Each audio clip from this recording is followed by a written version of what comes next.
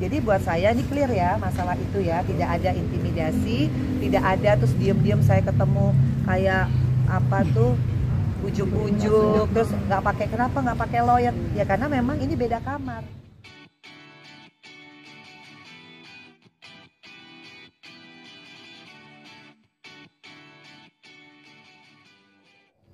Kediri atau ke Polda? Ini Polda yang lumayan seru ya. Mau saya atau ibu? Saya aja ya. Oke. Jadi gini, oke, kita urutkan dari awal sidang tanggal 23 Februari. Kalian ingatkan semua kan? Besoknya Bu Vena datanglah ke Polda Jatim atas dasar perlengkapan berkas atau biasa yang disebut P19. Tapi mohon dicatat sama diingat ya, P19 itu adalah hal yang biasa dilakukan oleh kejaksaan atau kepolisian untuk melengkapi berkas. Jadi tidak ada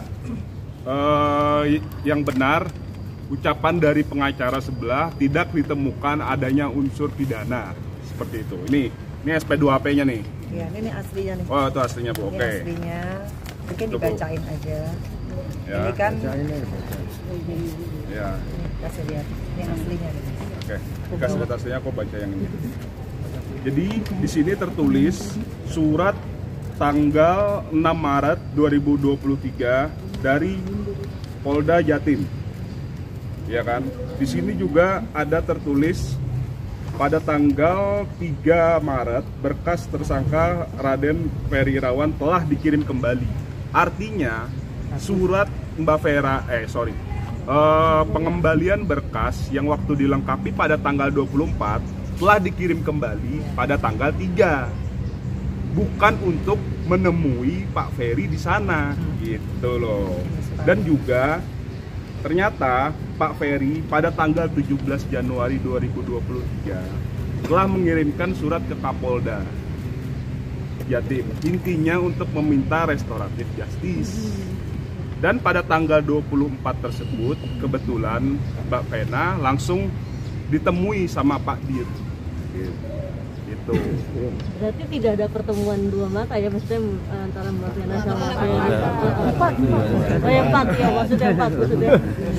Dicek semua dong. 4 mata. Enggak ada pertemuan 4 mata. Jadi pas pada saat restoratif justice itu yang ada cuma Bu Vena, kuasa hukum ada, rekan saya, tapi itu harus menunggu di luar. Bu Vena, Pak Ferry, Pak Dir, Pak Kanit, dan Pak penyidik. Di dalam cuma berlima ya Bu. Ibu penyidik, iya. Jadi setelah dilakukan restoratif justice, ya akhirnya tidak ditemukan titik jalan tengah lah intinya di sana. Dan di sini juga tertuang ya di SP2AP-nya. Yang poin 2B, menindaklanjuti permohonan perdamaian 17 Januari yang ditulis dan ditandatangani sendiri di atas materai oleh tersangka Pak Ferry kepada Kapolda Jatim pada tanggal 24 Februari. Berarti nyambung ya, antara Bu Vena telah menyelesaikan perlengkapan berkas. Saudari baru bersedia untuk dipertemukan dengan tersangka Pak Ferry, namun belum tercapai upaya perdamaian atau restoratif justice. Tapi di sini bilang Mbak Vena katanya dipaksa, Mas Ferry-nya dipaksa sama Mbak Vena, itu berarti nggak ada sama sekali ya? Dia mengakui melakukan KDRT katanya, Mbak Vena-nya maksa gitu. Katanya sampai ngamuk juga Mbak, katanya Mbak. Enggak ada maksa lah. Gimana coba cara maksa? Ada Pak Dir kriminal umum itu orang paling tinggi loh di sana setelah Kapolda. Gimana cara maksa? Cara intimidasi? Ya nggak mungkin lah seorang perempuan mengintimidasi terlapor atau udah tersangka, apalagi yang meminta restoratif justice adalah dari pihak Pak Ferry. Nggak mungkin Bu Vena mengintimidasi. Gimana caranya mengintimidasi? Dan satu hal yang paling penting ya, kalau ada yang bilang itu intimidasi adalah hoax, dan kita tidak segan-segan akan mengambil upaya hukum, apalagi terjadi sekali lagi pemberitaan tentang intimidasi dan tidak disertai dengan bukti, kita akan laporkan ke Polda Metro Jaya. terkait Undang-Undang ITE pencemaran nama baik pasal 27 ayat 3. Tapi disebut berkasnya belum cukup bukti kan enggak belum melakukan. Betul, justru itu benar. Karena yang P19 itu tidak lengkap, Bu Vena datanglah di sana terbang untuk melengkapi. Ternyata Pak Ferry mengirim surat pada tanggal 17 Januari untuk meminta RJ atau Restoratif Justice. Nah, di sana dipertemukanlah antara Bu Vena, Pak Ferry, yang tadi saya bilang Pak Dir, Pak Kanit, sama Bu penyidik. Gitu. Nah, pertemuan itu gimana maksudnya Mbak Vena? Lancar kah? Ngomongin kayak gitu kan? Lancar kah? Panas? Enggak dong, kalau restoratif justice itu kan harusnya ada upaya perdamaian dari pihak tersangka atau terlapor. Tapi ini tidak ada. Ini tidak ada sama sekali. Ya, benar ya Bu? Karena yang ada di dalam adalah Bu Vena tanpa didampingi kuasa hukum. Dan pihak yang lain mengatakan bahwa seolah-olah Pak Ferry juga tidak didampingi kuasa hukum. Yang nggak boleh. Yang namanya restoratif justice atas permintaan Pak Dir sendiri tidak boleh didampingi kuasa hukum. Gitu. Berarti yang disebut memaksa untuk mengaku telah melakukan KDRT itu berarti bagaimana Bang? Bukan memaksa itu namanya. Kita minta ada persyaratan yang boleh di. Iya. Ada persyaratan. Iya. Iya. Jadi kalau misalkan restoratif justice itu adalah suatu pengakuan. Nah, di sini Bu Vena sebagai pelapor meminta langsung kepada Pak Ferry untuk mengakui bahwa dia telah KDRT.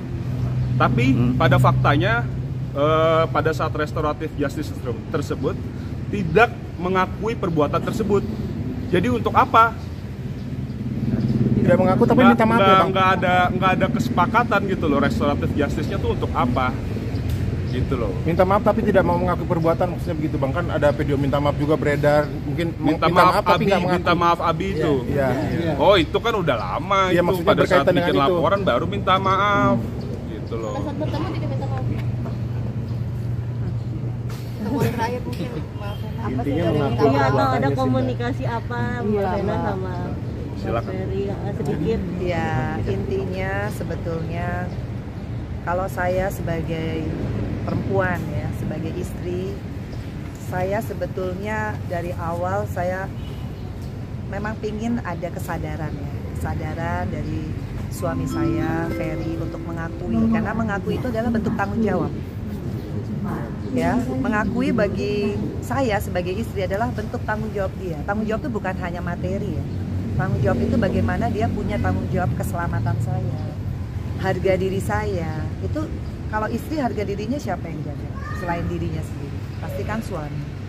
Nah, di saat itu saya melihat bahwa permintaan dia dari tanggal 17 Januari, kemudian saya belum memenuhi, dan akhirnya alhamdulillah saya juga di tanggal 24 Februari saya juga masih manusia biasa, saya punya hati nurani, saya masih optimis sebetulnya untuk memberikan kesempatan Mas Ferry ya untuk bisa, ya itu surat RJ-nya kan, ya udahlah saya coba, siapa tahu ada hidayah ya.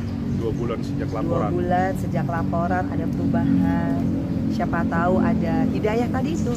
Karena mengakui itu kan bentuk tanggung jawab dan kasih sayang dong. Kalau suami itu sayang bukan di mulut, di perbuatan.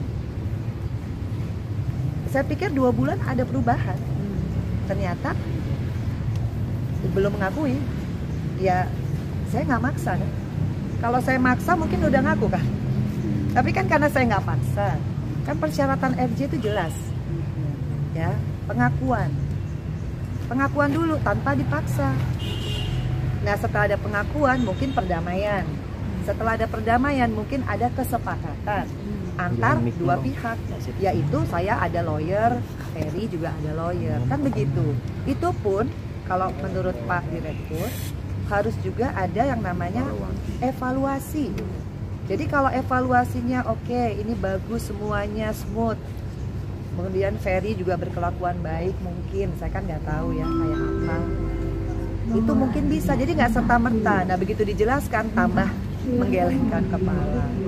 Ya udah, saya juga saya juga harus kembali ke Jakarta. Jadi ya buat semua perempuan Indonesia, sekali lagi saya mohon doanya, mohon juga dari teman-teman wartawan yang sudah mengawal. Saya terima kasih banyak karena peristiwa ini bukan peristiwa yang mudah buat hidup saya, tapi saya kuat-kuatin terus setiap harinya diri saya untuk bisa menghadapi kalian. Belum ada berita yang nggak benar, tapi saya tetap memilih diam karena saya menghormati ibunda dari Ferry Irawan. Itu orang tua, saya tidak akan menanggapi, tapi semua juga ada batasan. Semua itu pasti ada batasan. Jadi saya mohon klarifikasi saya, dan juga ini teman-teman dari Sri Kandi, dari kuasa hukum saya udah jelas ya, kalau masalah mengintimidasi itu nggak ada, nggak mungkin. Dan saya bukan diem-diem ke sel, mana mungkin. Apa iya? Apa mungkin? Pernah nggak ke Polda? Pernah nggak saya terlihat di CCTV Polda saya ngumpet-ngumpet terus intimidasi? Ada nggak buktinya? Ada nggak? Nggak ada kan? Dan itu kan terjadi semua di ruang Pak Dil. Jadi Ferry dipanggil, saya juga dipanggil, baru selesai melengkapi berkas. Karena sebagai warga negara Indonesia yang baik, kalau dipanggil ya harus datang, disuruh melengkapi berkas ya harus datang. Saya orang nggak paham hukum, tapi saya menjalani proses hukum ini, saya jadi ngerti P19 itu bukan berarti menjurus ke SP3 loh, enggak. P19 itu biasa, melengkapi, kurang lengkap, dan itu ada tahapnya. Dan ini insya Allah, ini kan kalau kita baca udah sampai tahap 3 ya. Udah mau P21. Udah mau P21 insya Allah. Nih, ini kan udah jelas. Tindak lanjut penyidik mengirimkan tersangka Jadi Raden. Kalau saya dibilang mengintimidasi, itu udah bohong besar gitu loh. Nih kan jelas di sini. Tanggal 3 Maret 2023, berkas perkara atas nama tersangka Saudara Raden Ferry Irawan Kusuma telah dikirim kembali ke Kejaksaan Tinggi Jawa Timur. Artinya apa? Prosesnya lanjut nggak? Lanjut kan? Jadi bukan Vena melakukan pembohongan publik, itu kan penggiringan opini yang tidak bertanggung jawab. Jadi sekali lagi saya di sini, alhamdulillah teman-teman masih setia sama saya untuk menyamakan berita kan. Karena saya nggak mau di sini kalau saya harus kayak debat kusir. Saya harus nunggu SP2HP gitu. Bang, kalau mau ngerokok jangan di belakang kamera, depan kamera bang. Gitu. Jadi saya, nah ini ada juga di poin 3, rencana tindak lanjut penyidik adalah mengirim tersangka Saudara Raden Ferry Irawan Kusuma dan barang bukti ke jaksa penuntut umum apabila berkas perkara telah dinyatakan lengkap atau P21. Akhirnya kan maju, bukan mundur, kan di sini jelas tuh kata-katanya. Jadi saya nunggu surat ini. Jadi saya mohon maaf bagi teman-teman yang selalu standby di depan rumah saya. Saya bukan nggak mau menghargai profesi wartawan, karena saya nggak mau asal bunyi. Saya nggak mau tanpa bukti. Nah sekarang insya Allah tinggal nunggu P21. Saya mohon doanya, karena kan semua itu ada proses kan. Jadi nggak bisa kita memaksakan, oh kalau yang A ngomong ini harus saya bales tanpa ada bukti. Saya nggak mau. Jadi buat saya ini clear ya masalah itu ya, tidak ada intimidasi, tidak ada terus diem-diem saya ketemu kayak apa tuh ujuk-ujuk terus kenapa nggak pakai lawyer ya, karena memang ini beda kamar. Yang namanya restoratif justice itu bukan kayak orang bikin LP, bukan kayak orang bikin BAP yang boleh didampingi oleh kuasa hukum, bukan begitu ya? Betul. Saya ini baru tahu karena ngalamin kasus ini, jadi baru pinter nih. Ini makanya saya ajak teman-teman Sri Kandi, meskipun saya bukan lawyer, saya harus mensosialisasikan, tapi bukan membodohi masyarakat. Dengan cara apa? Menggiring opini yang tidak ada dasar hukumnya, seperti itu ya.